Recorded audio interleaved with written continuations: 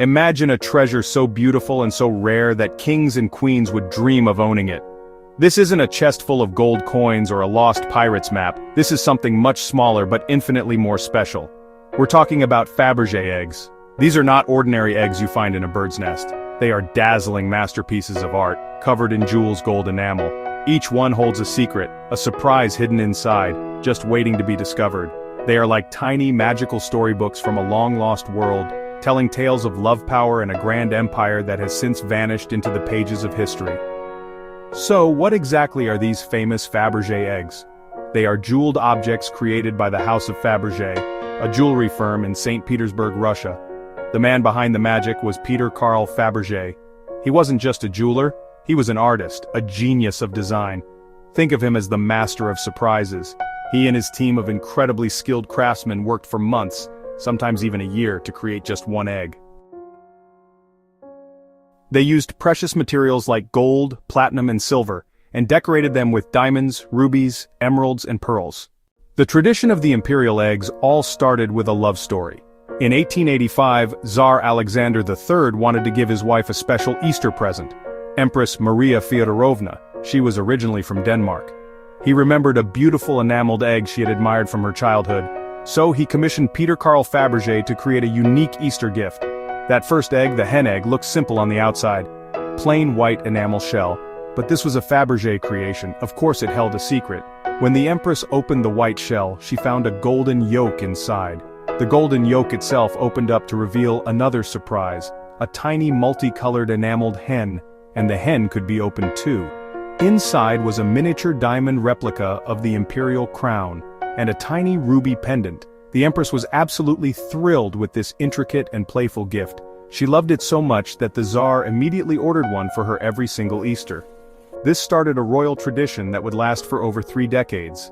After Tsar Alexander III passed away, his son, Tsar Nicholas II, continued the tradition.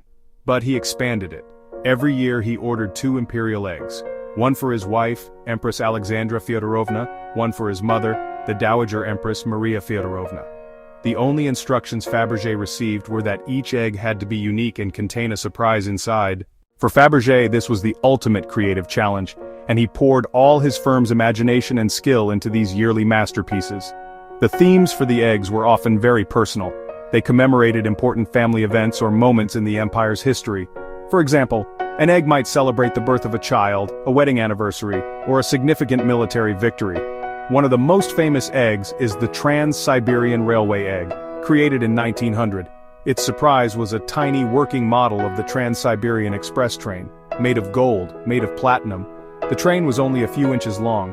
It had a diamond for a headlight. It had rubies for taillights. It even came with a tiny golden key to wind it up. Wind it up and the locomotive actually moved, and the carriages moved too.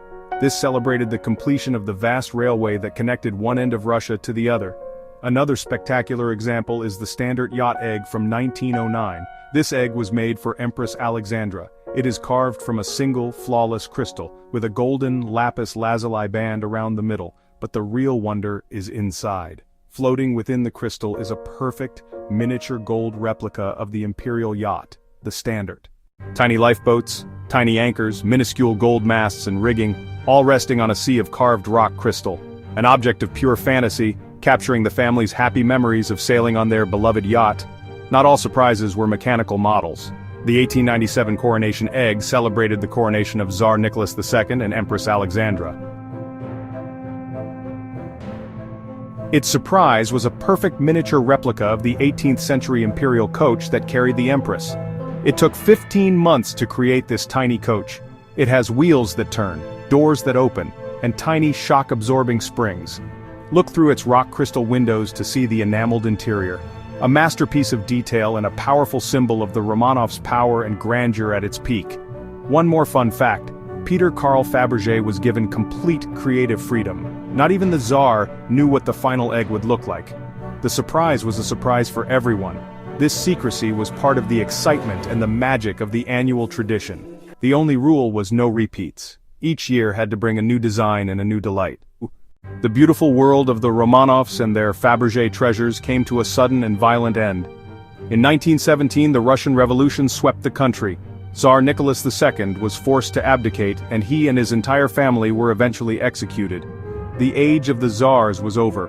The Bolsheviks took control. Imperial palaces were seized, treasures were confiscated, including the Fabergé eggs.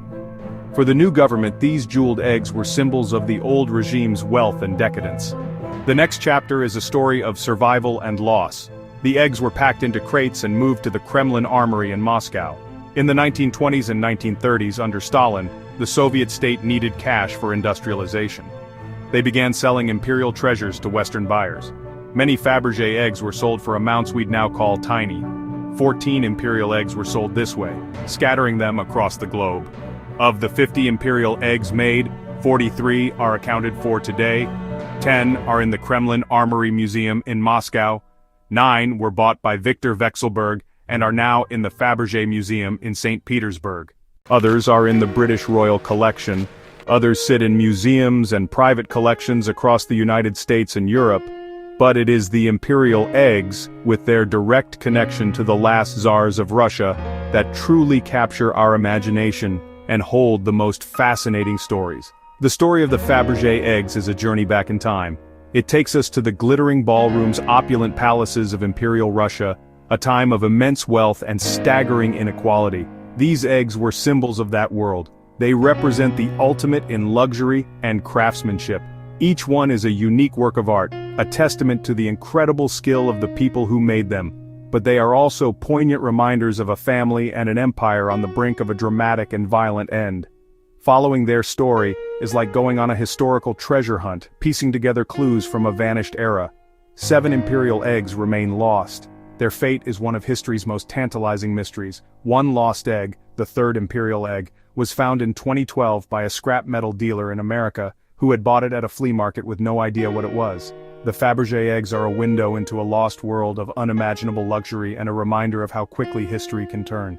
These small, perfect objects survived a revolution that destroyed an empire. Don't forget to subscribe for more fascinating stories.